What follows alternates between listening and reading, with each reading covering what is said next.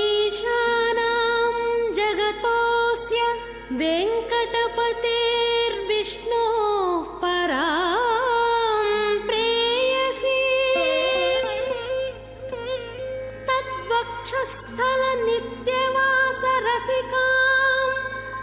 तत्क्षान्तिसंवर्धिनीं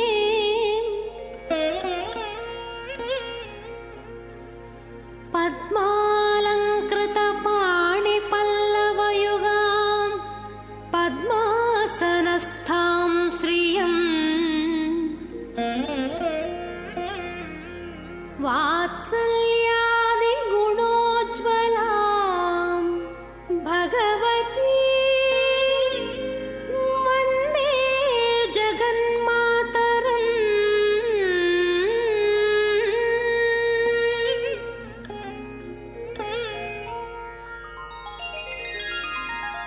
पद्मावती पाहि अलमेल् मंगा, पद्मनाभप्रिया अलमेल् मंगा, पद्मोद्भवा पाहि अलमेल् मंगा, पद्मालया पाहि अलमेल् मंगा। ஓம் ஸ்ரீ பத்மாவதி தேவ்யை நமக. சரசிஜ நயனே சரோஜ ஹஸ்தே தவள தராம்சுக கந்த மால்ய சோபே பகவதி ஹரிவல்லபே மனோக்யே திரிபுவன பூதிகரி பிரசீத மக்கியம். சகல உலகங்களுக்கும் செல்வங்களை அளவின்றி அள்ளிக் கொடுப்பவளும், தாமரையில் வீற்றிருப்பவளும், வாசனை திரவியங்களால் சோபையுடன் விளங்குபவளும், ஸ்ரீமன் நாராயணனின் பிராணேஸ்வரியுமான தாயாரே, உம்மை அடிபணிந்து வணங்குகிறோம் என்பது இந்த ஸ்லோகத்தின் பொருள். அந்த ஸ்ரீ மகாலட்சுமி தாயாரே திருச்செகனூர் எனப்படும் இந்த திருச்சானூரில் ஸ்ரீ பத்மாவதி தாயாராக எழுந்தருளியுள்ளார். அந்த தாயாருக்கு அவளது மணாளரான சீனிவாச பெருமானோடு நடைபெறும் நித்திய கல்யாண உற்சவம் இது. இதை தரிசித்து ஆதி தம்பதிகளின் திருவுருளை பெறுவதற்கு பக்தர்கள் அனைவரையும் வரவேற்பது டி.கே. லக்ஷ்மி கிருஷ்ண சுவாமி. பக்தர்களே, ஸ்ரீ பாஞ்சராத்திர ஆகமப்படி தாயாரின் திருக்கல்யாணத்தில் கலச பூஜை, விஸ்வக்சேனரின் ஆராதனம், சுத்தி புண்ணியாகவாத்தன கைங்கரியம் இவை ஒன்றன் பின் ஒன்றாக இப்போது நடைபெற உள்ளது. பக்தர்களே, ஸ்பர்ச தீக்ஷா என்பது பறவைகளுக்கு உரியது. பறவை தன் குஞ்சுகளை இறக்கையால் சேர்த்து கொண்டால் போதுமாம், குஞ்சுகளுக்கு பசி போய்விடுமாம். அடுத்து திருக்திரீஷா, இது மீன்களுக்கு உரியது. தாய் மீன் இப்படி வரும், சேய் மீன் அப்படி வரும். இரண்டுக்கும் இடையிலே இடைவெளி இருக்கும். ஆனால் இரண்டும் ஒன்றை ஒன்று பார்க்கும்போது அந்த பார்வையே குட்டி மீனின் பசியை போக்கிடுமாம். அடுத்து ஸ்மரண தீக்ஷா,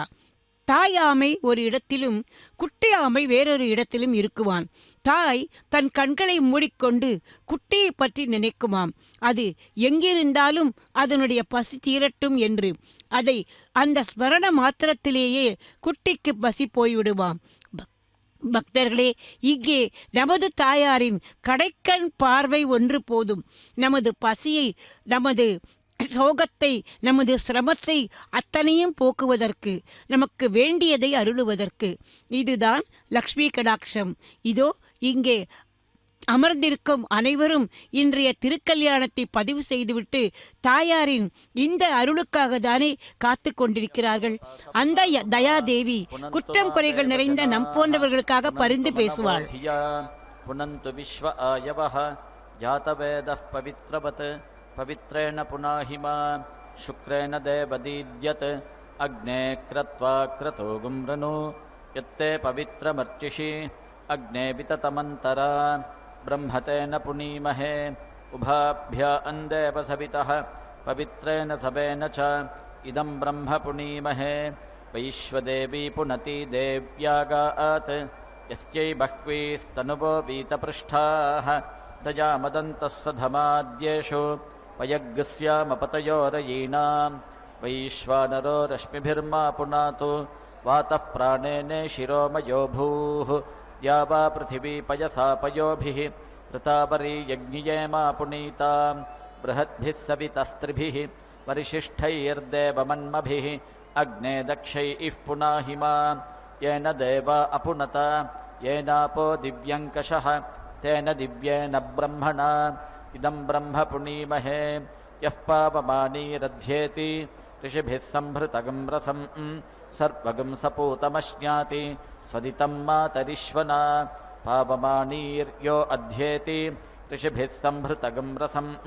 तस्मै सरस्वती दुहे क्षीरगं सर्पिर्मधूदकं पावमानी स्वस्त्ययनीः सुदुघा हि पयस्वतीः ऋषिभिः सम्भृतो रसः ब्राह्मणेष्वमृतगं हितं पावमानीर्दिशन्तु नः इमं लोकमथो अमुं कामान् समर्थयन्तु नः देवैः समाभृताः पावमानी स्वस्त्ययनीः सुदुघा हि घृतश्च्युतः ऋषिभिः सम्भृतो रसः ब्राह्मणेष्वमृतगं हितं येन देवाः पवित्रेण आत्मानं पुनते सदा तेन सहस्रधारेण पावमान्यः पुनन्तु मा प्राजापत्यं पवित्रं शतोद्यामगं हिरण्मयं तेन ब्रह्मविदो वयं पूतं ब्रह्म पुनीमहे इन्द्रः सुनीति सह मा पुनातु सोमस्वस्त्या वरुणः समीक्ष्य यमो राजा अप्रमृणाभिः पुनातु मा जातवेदामोर्जयन्त्या पुनातु भूर्भुवः सुवः तच्छंयोरावृणीमहे गातुं यज्ञाय गातुं यज्ञपतये दैवी स्वस्तिरस्तु नः स्वस्तिर्मानुषेभ्यः ऊर्ध्वं जिगातु भेषजं शन्नो अस्तु द्विपदे शञ्चतुष्पदे ॐ शान्तिः शान्तिः शान्तिः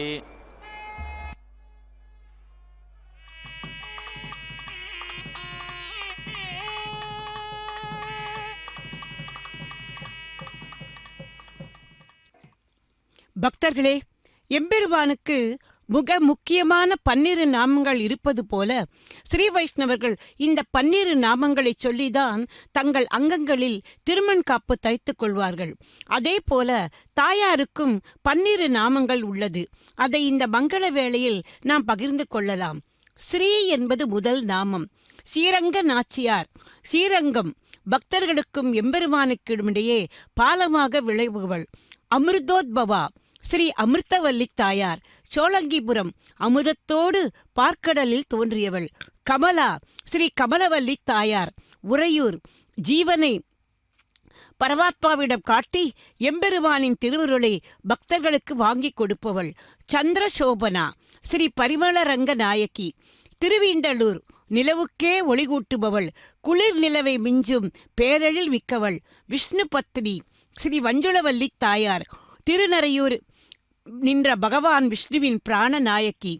வைஷ்ணவி ஸ்ரீ யதுகிரி நாச்சியார். மேல்கோட்டை விஷ்ணுவை பிரியாமல் பின்தொடர்பவள். வராரோகா ஸ்ரீ வரகுணமங்கை. வானமாமலை உயர்ந்த இடமான ஸ்ரீ மகாவிஷ்ணுவின் திருமார்பில் அமர்ந்தவள். ஹரிவல்லபே ஸ்ரீ ஆண்டாள். ஸ்ரீவில்லிபுத்தூர் எம்பெருமானின் பேரன்புக்கு பாத்திரமானவள். சாரங்கினி கோமளவல்லி தாயார். கும்பகோணம் ஸ்ரீ வீரராகவனான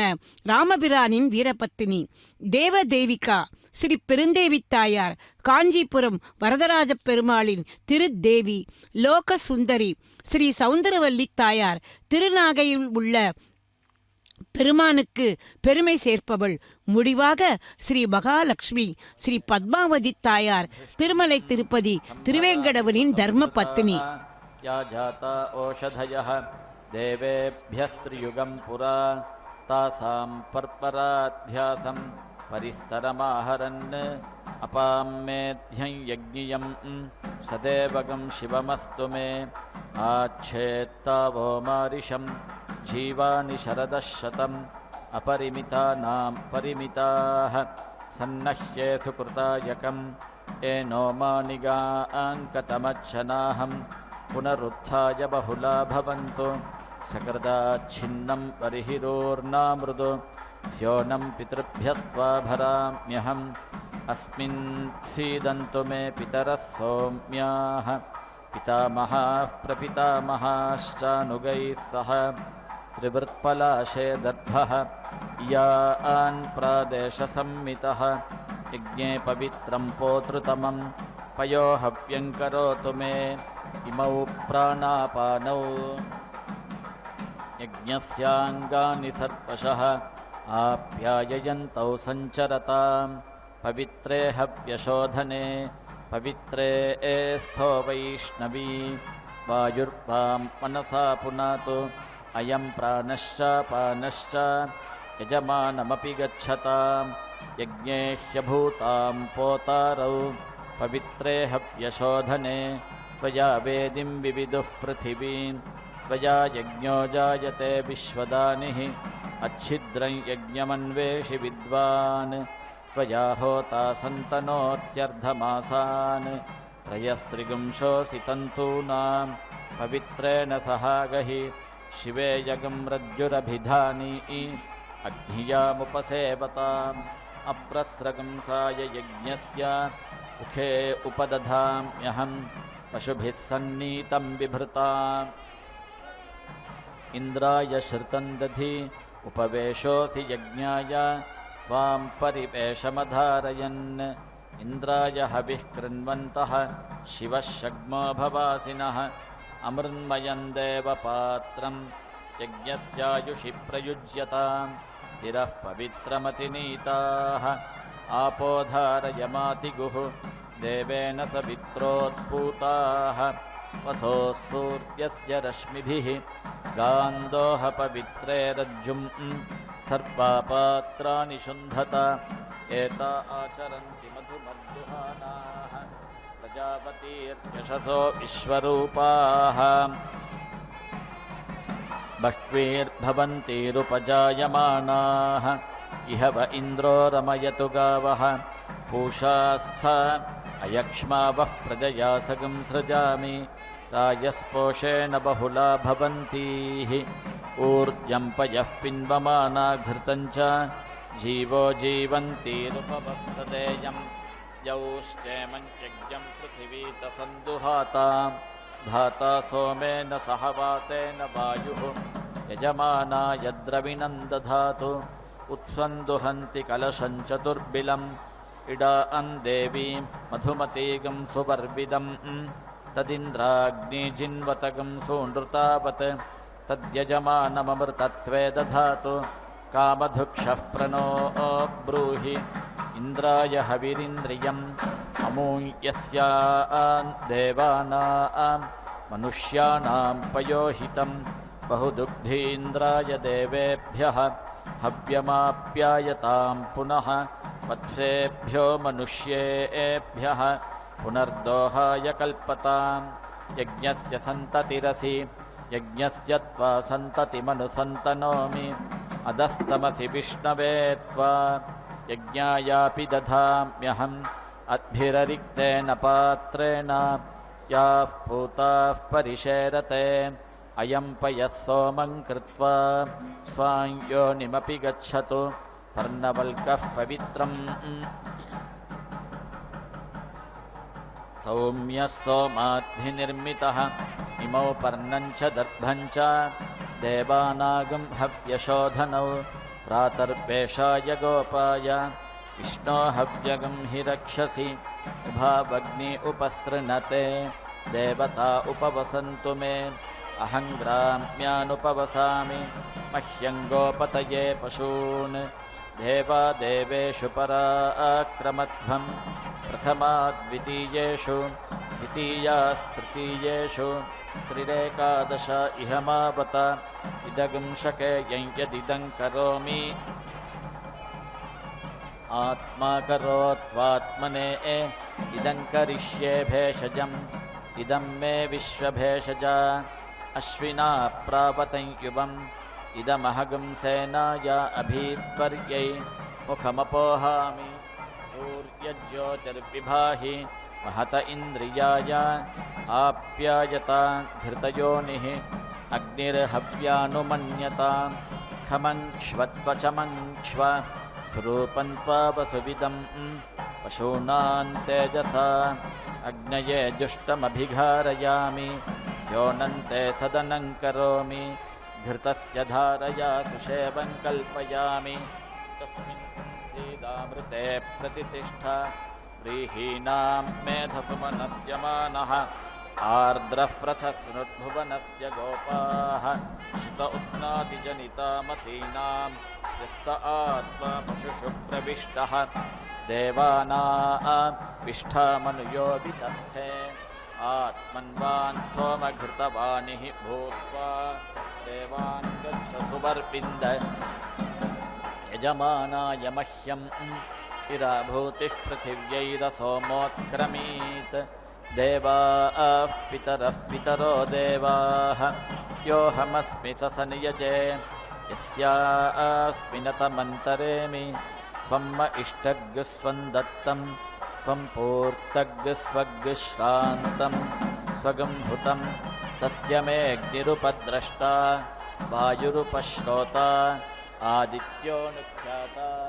यौः पिता पृथिवी माता प्रजापतिर्बन्धुः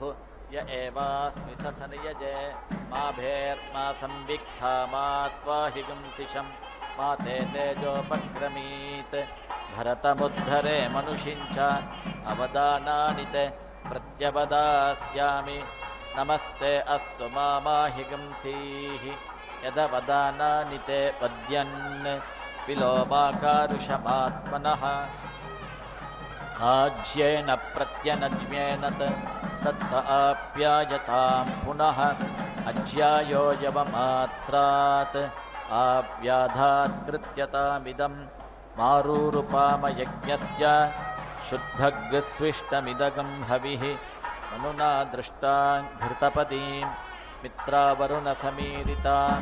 दक्षिणार्धादसंभिन्दन् अवद्याम्येकतो मुखाम् इडे भागञ्जुषस्वनः जिन्वगा जिन्वार्पतः तस्या अस्ते भक्षिवाणस्याम सत्त्वात्मानः सत्त्वगणाः वृद्धपिन्वस्व ददतो मे माक्षायि कुर्वतो मे मोपदसत् दिशां क्लिप्तिरसि दिशो मे कल्पन्तां मे दिशः दैवी इश्च मानुषीश्च अहोरात्रे मे कल्पेतान् अर्धमासा मे कल्पन्तान् मासा मे कल्पन्ताम् ऋतवो मे कल्पन्ताम् संवत्सरो मे कल्पताम् तृप्तिरसि कल्पताम् मे आशानान् त्वाशापालेभ्यः चतुर्भ्यो अमृतेभ्यः इदं भूतस्याध्यक्षेभ्यः विधेम हविषा वयं भजतां भागी भागं मा भागो भक्त इरभागं भजामः अपस्मिन्वा ओषधीर्जिन्वा विपात्पाहि चतुष्पादवा दिवो वृष्टिमेरया ब्राह्मणानामिदगं हविः सौम्यानागं सोमपीथिना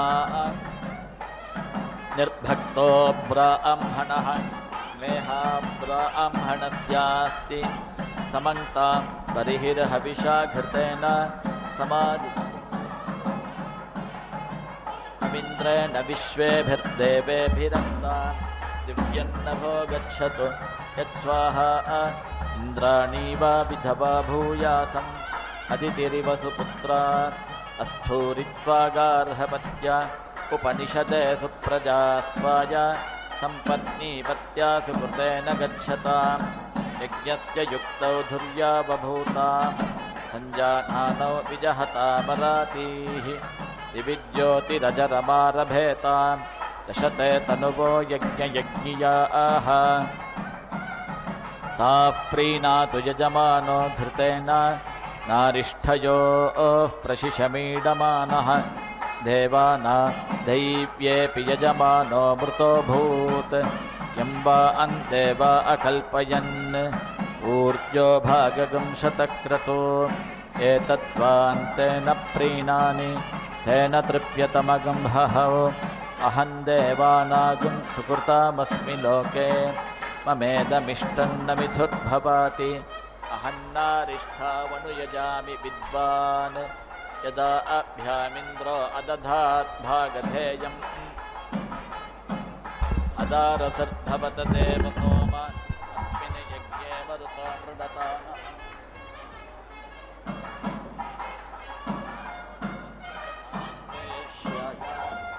वृषभं वाजिनं वयं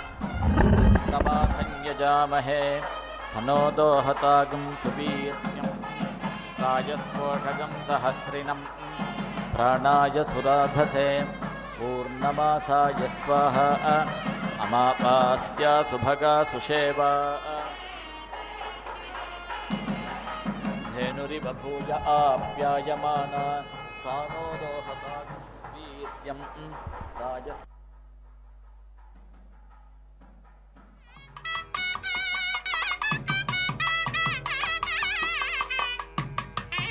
अपानाय सुराधसे अमावास्यायै स्वाहा अभिस्तृणीहि परिधेहि वेदिं झामिं माहि गुंसीरमुयाशयाना पोतृषदना हरिताः सुवर्णाः निष्का इमे यजमानस्य ब्रध्ने परिस्तृणीत परिधत्ताग्निं परिहितोऽग्निर्यजमानं भुनक्तु अपागं रस ओषधीनागं सुवर्णः निष्का इमे यजमानस्य सन्तुका मधुघाः अमुत्रामुष्मिन् लोके भूपते भुवनपते महतो भूतस्य पते ब्रह्माणं त्वा वृणीमहे अहं भूपतिरहं भुवनपतिः अहं महतो भूतस्य पतिः देवेन सवित्रा प्रसूत आर्त्विज्यं करिष्यामि देवसवितरे तन्त्वा वृणते बृहस्पतिं दैव्यं ब्रह्माणं तदहं मनसे प्रब्रवीमि मनो गायत्र्यै गायत्री त्रिष्टुभे त्रिष्टुब्जगत्यै जगत्यनुष्टुभे अनुष्टुप्पङ्क्त्यै पङ्क्तिः प्रजापतये प्रजापतिर्विश्वेभ्यो देवेभ्यः विश्वे देवा बृहस्पतये बृहस्पतिर्ब्रह्मणे ब्रह्मभूर्भुवः सुवः बृहस्पतिर्देवानां ब्रह्मा अहं मनुष्याणां बृहस्पते यज्ञं गोपाय इदं तस्मै हर्म्यं करोमि यो वो देवाश्चरति ब्रह्मचर्यं मेधावी दिक्षु मनसा तपस्वी अन्तर्दूतश्चरति मानुषीषु चतुष्शिखण्डा युवतिः सुपेशाः घृतप्रतीका भुवनस्य मध्ये अर्मृज्यमाना महते सौभगाय मह्यन्धुक्ष्वयजमानाय कामान् भूमिर्भूत्वा महिमानं पुपोषा ततो देवी वर्धयते पयागुंसि यज्ञिया यज्ञं विचयन्ति शञ्च ओषधीराप इह शक्वरीश्च यश्च वाचा यो ब्रह्मणा कर्मणा द्वेष्टि देवाः यश्रुतेन हृदयेनेष्णता च तस्येन्द्रवज्रेण शिरश्छिनद्मि ऊर्णामृतप्रथमानग्स्योनं देवेभ्यो जुष्टगं सदनाय बर्हिः सुवर्गे लोके यजमानगं हि धेहि मान्नागस्य पृष्ठे परमे व्योमन् चतुष्शिखण्डा युवतिः सुपेशाः घृतप्रतीका वयुना निवस्ते सा स्तीर्यमाना महते सौभगाय सा मे धुक्ष्वयजमानाय कामान् शिवा च मे षग्मा चैधि स्योना च मे सुषदा चैधि ऊर्जस्वती च मे पयस्वती चैधि इशमूर्जं मे पिन्वस्व ब्रह्मतेजो मे पिन्वस्व क्षत्रमोजो मे पिन्वस्व इशं पुष्टिं मे पिन्वस्व आयुरन्नाद्यं मे पिन्वस्व प्रजां पशून् मे पिन्वस्व अस्मिन् यज्ञ उपभूय इन्नु मे अविक्षोभाय परिधीं दधामि धर्ता धरुणो धरीयान् अग्निर्द्वेषागंसि निरितोऽनुदातैन् इच्छिनद्विधृतीभ्यागं सपत्नान् जातान् भ्रातृव्यान् ये च जनिष्यमाणाः इशो यन्त्राभ्यां विधमाम्येनान् अहग्स्वानामुत्तमोऽसानि देवाः इशो यन्त्रे नुदमाने अरातिम् विश्वं पाप्मानममतिं दुर्मरायुं सीदन्ती देवी सुकृतस्य लोके धृती इस्थो विधृती स्वधृती प्राणान् मयि धारयतं प्रजां मयि धारयतं पशून् मयि धारयतम् अयं प्रस्तर उभयस्य धर्ता धर्ता प्रयाजानामुतानुयाजानां सदाधारसमिधो विश्वरूपाः तस्मिन् सृचो अध्यासादयामि आरोहपथो जुहुदे भयानान् यत्र ऋषयः प्रथमजाये पुराणाः हिरण्यपक्षाजिरासंहृताङ्गा अहासिमा सुकृतां यत्र लोकाः अवाहं बाध उपभृता सपत्नान् जातान् भ्रातृव्यान् ये च जनिष्यमानाः दोहै यज्ञगं सुदुघामिव धेनुम् अहमुत्तरो भूयासम् अधरे मत्सपत्नाः यो मा वाचा मनसा दुर्मरायुः हृदारातीयादभिदासदग्ने इदमस्य चित्तमधरं ध्रुवायाः अहमुत्तरो भूयासम् अधरे मत्सपत्नाः ऋषभोऽसि शाक्वरः घृताचीनागुं सूनुः प्रियेण नाम्ना प्रिये सदसि सीद स्यो नो मे सीद सुषदः पृथिव्यां प्रथयि प्रजया पशुभिः सुवर्गे लोके दिवि सीद पृथिव्यामन्तरिक्षे अहमुत्तरो भूयासम् अधरे मत्सपत्नाः यज्ञस्थालीघृतस्य पूर्णा अच्छिन्नपया शतधार उत्सः मारुतेन शर्मणा दैव्येन यज्ञोऽसि सर्वतः श्रितः सर्वतो मा भूतं भविष्यच्छ्रयताम् शतं मे सन्त्वाशिषः सहस्रं मे सन्तु सूनृताः इरावतीः पशुमतीः प्रजापतिरसि सर्वतः श्रितः सर्वतो मा भूतं भविष्यच्छ्रयताम् शतं मे सन्त्वाशिषः सहस्रं मे सन्तु सूनृताः इरावतीः पशुमतीः इदमिन्द्रियममृतं वीर्यम् अनेनेन्द्राय पशवो चिकित्सन् तेन देवा अवतोपमाम् इहेष मूर्जं यशः सह ओजः सनेयम् श्रुतं मयि श्रयताम् यत्पृथिवीमचरत्तत्प्रविष्टम् येनासिञ्छद्बलमिन्द्रे प्रजापतिः इदं तच्छुक्रं मधुवाजिनीवत् येनोपरिष्टादधिनोन्महेन्द्रं दधिमान् धिनोतु अयं वेदः पृथिवीमन्वविन्दत् गुहासतीं गहने गह्वरेषु सविन्दतु यजमानाय लोकम् अच्छिद्रं यज्ञं भूरि कर्मा करोतु अयं यज्ञः समसदद्धविष्मान्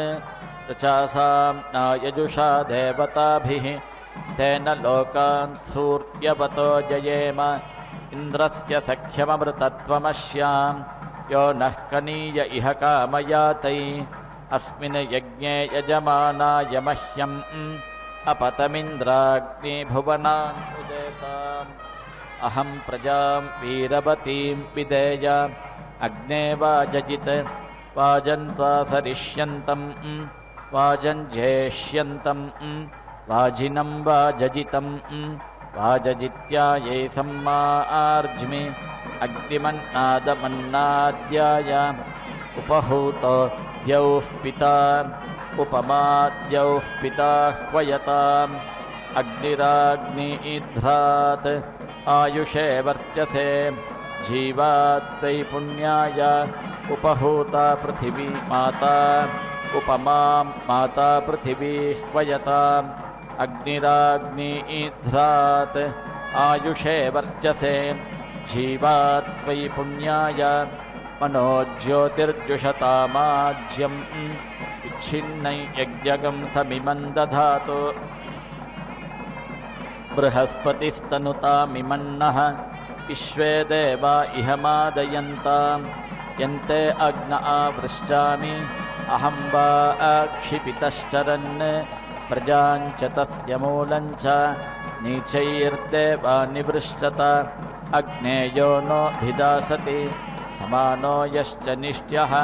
युध्मस्येव प्रक्षायतः मातस्योच्छेषि किञ्चन यो मान्वेष्टि जातवेदः यञ्चाहन्वेष्मि यश्च मां सर्वागस्तानग्ने सन्दः यागिश्चाहन्वेष्मि ये च माम् अग्ने वाजजित् वाजन्त्वाससर्वागुंसं वाजञ्जिगिवागुंसं वाजिनं वाजजितं वाजजित्यायै सम्मार्ज्मि अग्निमन्नादमन्नाद्याय वेदिर्बरिः श्रुतगं हविः विद्मः परिधयसृजः आज्ञं यज्ञरुचो युजुः याज्या आश्रमषट्काराः सम्मे सन्नतयो नमन्तान् विघ्नसन्नहने हुते दिवः खीलोपततः पृथिव्या अध्युत्थितः तेन सहस्रकाण्डेन विशन्तगं शोचयामसि विशन्मे बहुशोचतु ओषधेमो अहगं शुचं यज्ञ नमस्ते यज्ञ नमो नमश्च ते यज्ञ शिवेन मे सन्तिष्ठस्व स्योनेन मे सन्तिष्ठस्व सुभूतेन मे सन्तिष्ठस्व ब्रह्मवर्चसेन मे सन्तिष्ठस्व यज्ञस्यर्धिमनुसन्तिष्ठस्व उपते यज्ञ नमः उपते नमः उपते नमः त्रिष्फलीक्रियमाणानां योऽन्यङ्गो अवशिष्यते रक्षसां भागधेयम् आपस्तत्प्रवहतादितः उलूखले मुसले यच्चशूर्वे आशिश्लेषदृशदि यत्कपाले अवपृषो विपृशः संयजामि विश्वे देवा हविरिदञ्जुषन्ताम् यज्ञेया विपृशः सन्ति बह्वीः अग्नौ ताः सर्वाः स्विष्टाः सुहुता जुहोमि उद्यन्नद्यमित्रमहः सपत्ना अन्मे अनीनशः दिवैनान् विद्युता जहि निम्राच्छन्नधरान् कृधि उद्यन्नद्य विनो भज पिता पुत्रेभ्यो यथा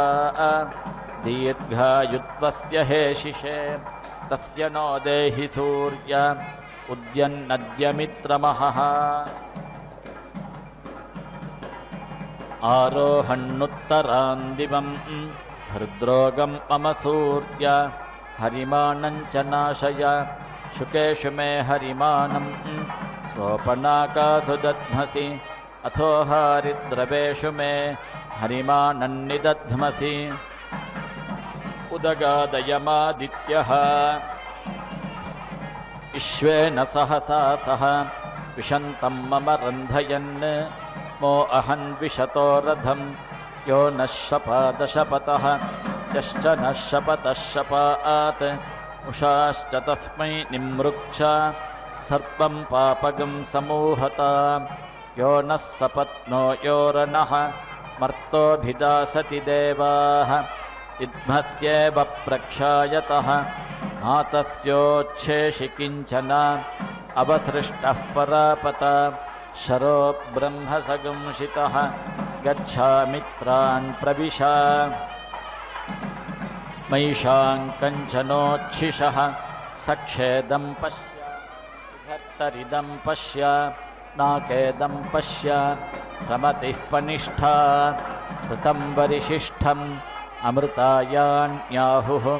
सूर्यो वरिष्ठो अक्षभिर्बिभाति अनुद्या वा पृथिवी देवपुत्रे दीक्षासि तपसो योनिः तपोसि ब्रह्मणो योनिः ब्रह्मासि क्षत्रस्य योनिः क्षत्रमस्यर्तस्य योनिः ऋतमसि भूरारभे श्रद्धां मनसा दीक्षां तपसा विश्वस्य भुवनस्याधिपत्नीं सर्वे कामा यजमानस्य सन्तु वातं प्राणं मनसान् वारभामहे प्रजापतिं यो भुवनस्य गोपाः स नो मृत्योस्त्रायता पात्वगंहसः ज्योग्जीवा जरामशीमहि इन्द्रशाक्वरगायत्रीं प्रपद्ये तान्ते युनज्मि इन्द्रशाक्वरत्रिष्टुभं प्रपद्ये तान्ते युनज्मि इन्द्रशाक्वरजगतीं प्रपद्ये तान्ते युनज्मि इन्द्रशाक्वरानुष्टुभं प्रपद्ये तान्ते युनज्मि इन्द्रशाक्वरपङ्क्तिं प्रपद्ये तान्ते युनज्मि आहं दीक्षामरुहमृतस्य पत्नीं गायत्रेण छन्दसा ब्रह्मणा च ऋतगुं सत्ये धायि सत्यमृते धायि ऋतञ्च मे सत्यञ्च भूता ज्योतिरभूपगं सुवरगमम् सुवर्गल्लोकन्नाकस्य पृष्ठं ब्रध्नस्य पिष्टपमगमं पृथिवी दीक्षा तयाग्निर्दीक्षया दीक्षितः ययाग्निर्दीक्षया दीक्षितः तया आत्वा दीक्षया दीक्षयामि अन्तरिक्षं दीक्षा तया वायुर्दीक्षया दीक्षितः यया वायुर्दीक्षया दीक्षितः तया आत्वा दीक्षया द्यौर्दीक्षा तयादित्यो दीक्षया दीक्षितः ययादित्यो दीक्षया दीक्षितः तया आत्वा दीक्षया दीक्षयामि दिशो दीक्षा तया चन्द्रमा दीक्षया दीक्षितः यया चन्द्रमा दीक्षया दीक्षितः तया आत्वा दीक्षया दीक्षयामि आपो दीक्षा तया वरुणो राजा दीक्षया दीक्षितः यया वरुणो राजा दीक्षया दीक्षितः तया आत्वा दीक्षया दीक्षयामि ओषधयो दीक्षा तया सोमो राजा दीक्षया दीक्षितः यया सोमो राजा दीक्षया दीक्षितः तया आत्वा दीक्षया दीक्षयामि वाग्दीक्षा तया प्राणो दीक्षया दीक्षितः यया प्राणो दीक्षया दीक्षितः तया आत्वा दीक्षया दीक्षयामि पृथिवी त्वा दीक्षमाणमनुदीक्षताम् अन्तरिक्षं त्वा दीक्षमाणमनुदीक्षताम् द्यौस्त्वा दीक्षमाणमनुदीक्षताम् दिशस्त्वा दीक्षमाणमनुदीक्षन्ताम् आपस्त्वा दीक्षमाणमनुदीक्षन्ताम् ओषधयस्त्वा दीक्षमाणमनुदीक्षन्ताम् वाक्त्वा दीक्षमाणमनुदीक्षताम् ऋचस्त्वा दीक्षमाणमनुदीक्षन्ताम् सामानित्वा दीक्षमाणमनुदीक्षन्ताम् यजोगुंषित्वा दीक्षमाणमनुदीक्षन्ताम् अहश्चरात्रिश्च कृषिश्च वृष्टिश्च त्विषिश्चापचितिश्च आपश्चौषधयश्च ऊर्च सूनृता च तास्त्वा दीक्षमाणमनुदीक्षन्ताम् स्वेदक्षेदक्षपिते हसीद देवानागं सुम्नो महते रणाय स्वासस्थस्तनुवा संविशस्व पिते वैधिसो नव आसुषेवः शिवो मा शिवमाविश सत्यं म आत्मा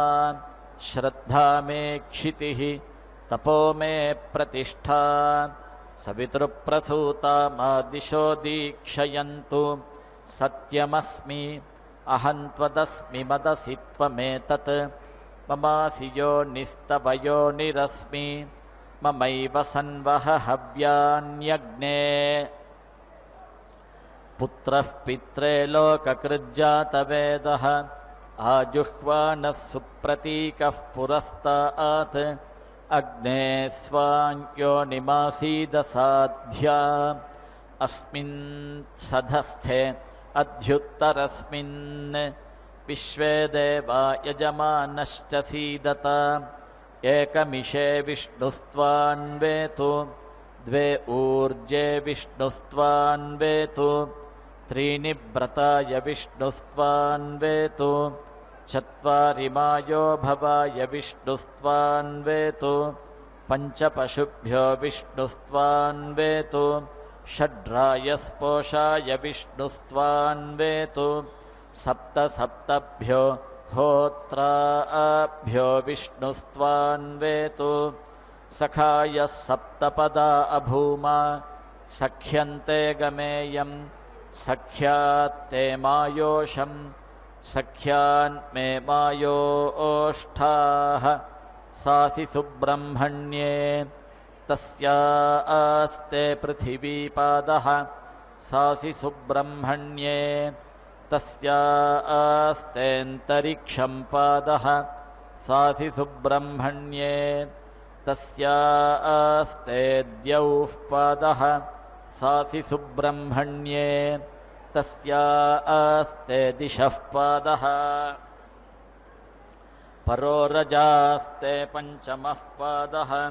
सा न इषमूर्जन्धुक्ष्वा तेज इन्द्रियं ब्रह्मवर्चसमन्नाद्यं विमिमे त्वापयस्वती देवानां धेनुगुं सुदुघामनपस्फुरन्ति इन्द्रः सोमं पिबतु क्षेमो अस्तु नः इमान्नराः कृणुत वेदिमेत्य वसुमतीगं रुद्रवतीमादित्यवतीं वर्ष्मन् दिवः नाभा पृथिव्याः यथा यं यजमानो नरिष्येत् देवस्य सवितुः सवे चतुष्शिखण्डायुवतिः सुपेशाः घृतप्रतीका भुवनस्य मध्ये तस्यागं सुपर्णावधियौ निविष्टौ तयोर्देवानामधिभागधेयम् अपजन्यं भयन्नुदा अपचक्राणि वर्तय गृहगं सोमस्य गच्छतं न वा उवेतन्म्रियसे नरिष्यसि देवागम् इदेशि पथिभिः सुगेभिः यत्र यन्ति सुकृतो नापि दुष्कृतः तत्र त्वादेवः सविता दधातु यदस्य पारे रजसः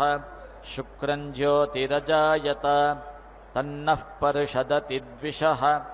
अग्ने वैश्वानरस्वाहा यस्माद्भीषावाशिष्ठाः ततो नो अभयं कृधि प्रजाभ्यः सर्पाभ्यो मृडा नमो रुद्राय मीढुषे यस्माद्भीषाण्यशदः ततो नो अभयं कृधि प्रजाभ्यः सर्पाभ्यो मृडा नमो रुद्राय मीढुषे उदुस्रतिष्ठ प्रतितिष्ठ मारिषः मे मयि यज्ञं यजमानं चरीरिषः सुवर्गे लोके यजमानगं हि धेहि शन्न एधि द्विपदे शञ्चतुष्पदे यस्माद्भीषावेपिष्ठाः पलायिष्ठाः समज्ञास्थाः ततो नो अभयं कृधि प्रजाभ्यः सर्पाभ्यो मृडा नमो रुद्राय मीढुषे य इदमकः तस्मै नमः तस्मै स्वाहा न वा उवेतन्म्रियसे आशानां त्वा विश्वा आशाः यज्ञस्य हि स्थ ऋत्वियौ इन्द्राग्निचेतनस्य च हुताहुतस्य तृप्यतम् अहुतस्य हुतस्य च हुतस्य चाहुतस्य च अहुतस्य हुतस्य च इन्द्राग्नि अस्य सोमस्य वीतं पिबतं जुषेथा मा यजमानन्तमो विदत् मर्त्विजोमो इमाः प्रजाः मा यः सोममिमं पिबात् सगं सृष्टमुभयं कृतम् अनागसस्त्वा वयम् इन्द्रेण प्रेषिता उप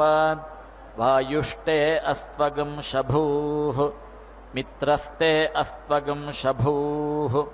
वरुणस्ते अस्त्वगं शभूः अपाङ्क्षया ऋतस्य गर्भाः भुवनस्य गोपाश्येन अतिथयः पर्वतानां ककुभः प्रयुतो न पातारः वग्नुनेन्द्रगृह्वयत घोषेणामीवागिश्चातयत युक्तास्थवहत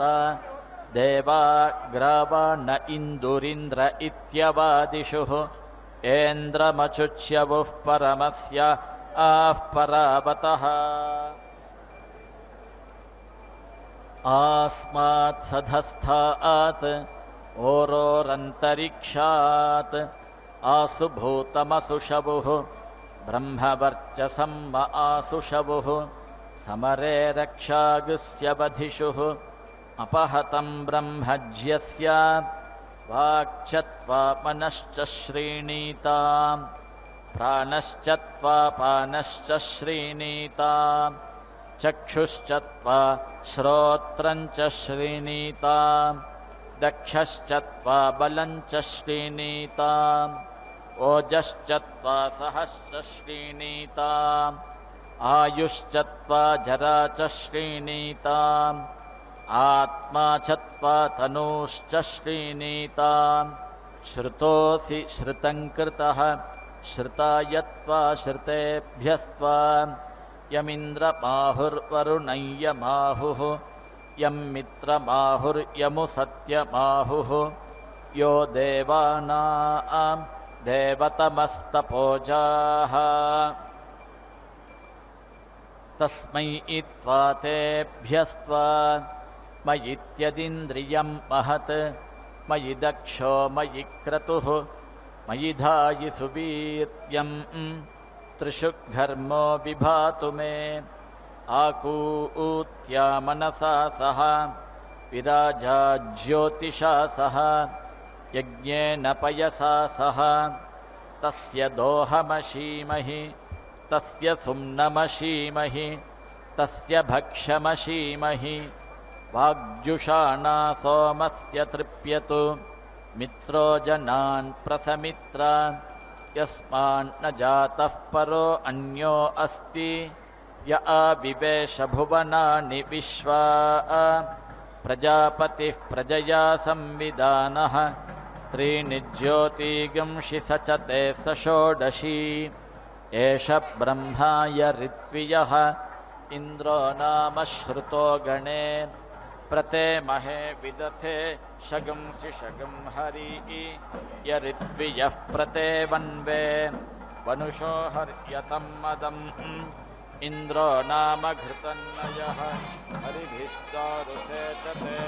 श्रुतो गण आत्वातिशन्तु हरिवत्वसंयुजः इन्द्राधिपतेऽधिपतिस्त्वं देवानामसि अधिपतिं माम्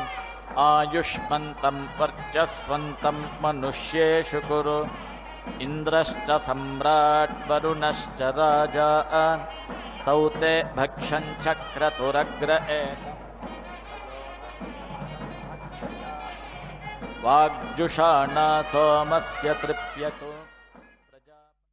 ಗೃಹಲಕ್ಷ್ಮಿ ಗ್ರಾಮಲಕ್ಷ್ಮಿ ರಾಜ್ಯಲಕ್ಷ್ಮಿ ನಮೋ ನಮಃ நமஸ்தே சாம்ராஜ்யலக்ஷ்மி மகாலட்சுமி நமோ நமக.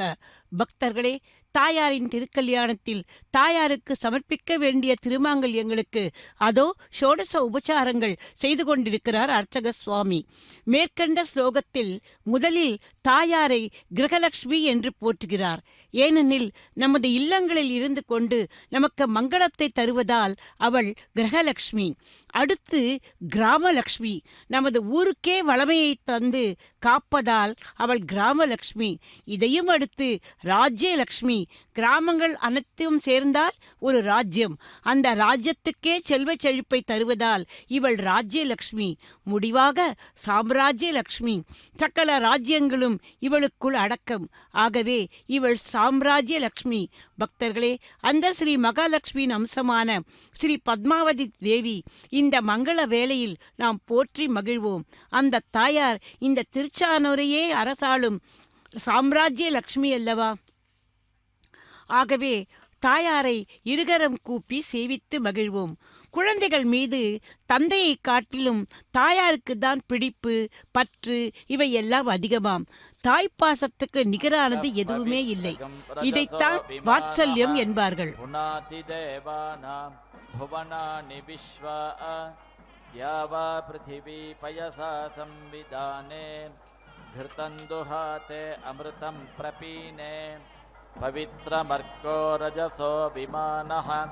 पुनाति देवानां भुवनानि विश्वा सुवर्ज्योतिर्यशो महत् अशीमहि गाधमुत प्रतिष्ठा उदस्तां प्सीत् सविता मित्रो अर्यमा सर्वानमित्रानवधीद्युगेन बृहन्तं मामकरद्वीरवन्तं तथन्तरे श्रयस्व स्वाहा पृथिव्यां वामदेव्ये श्रयस्व स्वाहान्तरिक्षे बृहति श्रयस्व स्वाहा दिवि बृहतात्वोपस्तभ्नोमि बृहतात्वोपस्तभ्नोमि आत्वाददे यशसे वीर्याय च अस्मास्वग्नियां यूयं दधाते प्रियं पयः यस्ते द्रप्सो यस्त उदर्शः दैव्यः केतुर्विश्वं भुवनमा विवेश संज्ञानं विज्ञानं प्रज्ञानं जानदभिजानत् संकल्पमानं प्रकल्पमानमुपकल्पमानमुपक्लृप्तं क्लृप्तं श्रेयो वसीय आयत् सम्भूतं भूतं चित्रः केतुः प्रभा नाभान् सम्भान् ज्योतिष्मागिस्तेजस्वा नातपद्यस्तपन्नभिस्तपन्ने रोचनो रोचमानः शोभनः शोभमानः कल्याणः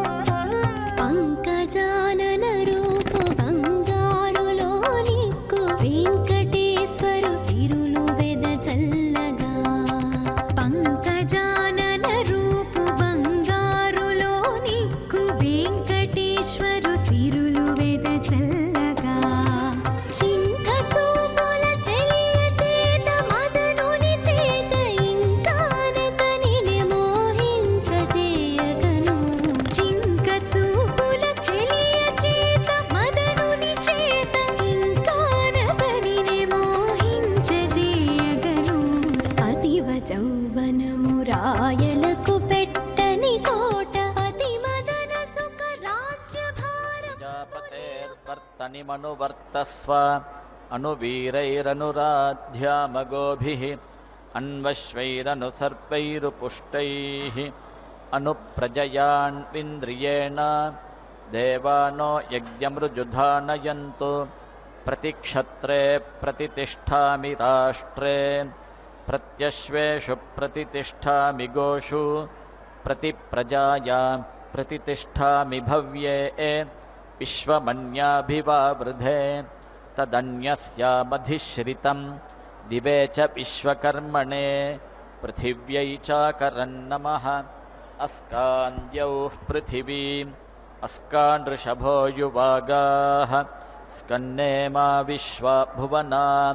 స్కన్నో యజ్ఞః ప్రజనయతు అస్కానజని ప్రాజని ఆస్కన్నాజ్జాయతే వృషా స్కన్నాత్ ప్రజనిషీమహి ये देवा येषामिदं भागधेयं बभूव येषां प्रयाजा उतानुयाजाः इन्द्रज्येष्ठेभ्यो वरुणराजभ्यः अग्निहोतृभ्यो देवेभ्यः स्वाहा उतत्यानो दिवा मतिः अदितिरूत्यागमत् सा शन्ताचीमयस्करत् अपसृधः उतत्यादैव्याभिषजा शन्नस्करतो अश्विना यूयातामस्मद्रपः अपसृधः शमग्निरग्निभिस्करत् शन्नस्तपतु सूर्यः शंवातो वात्वरपाः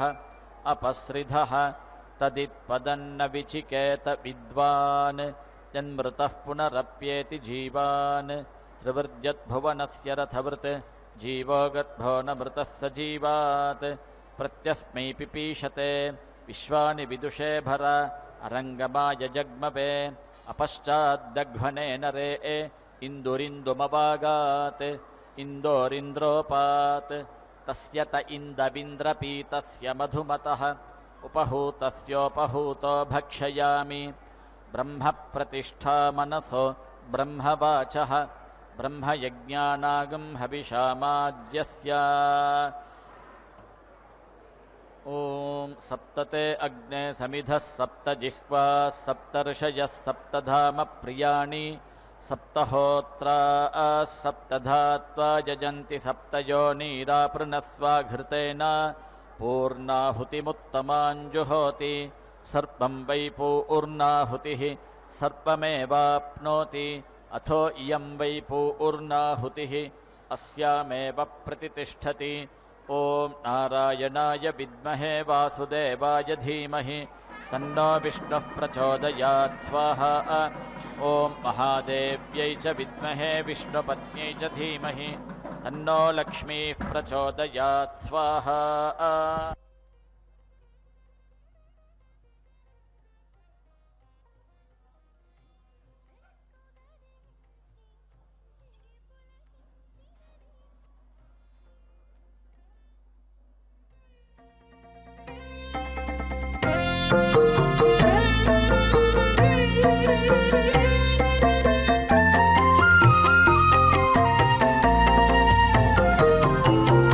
ఎటువంటి మోహ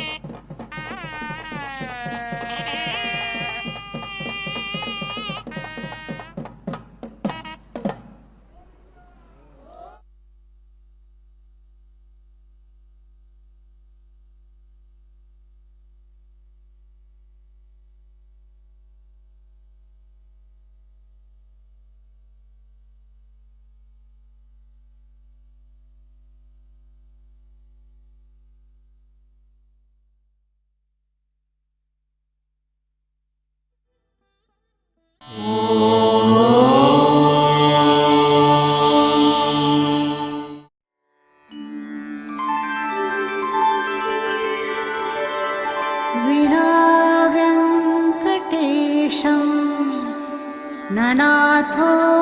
ननाथः सदा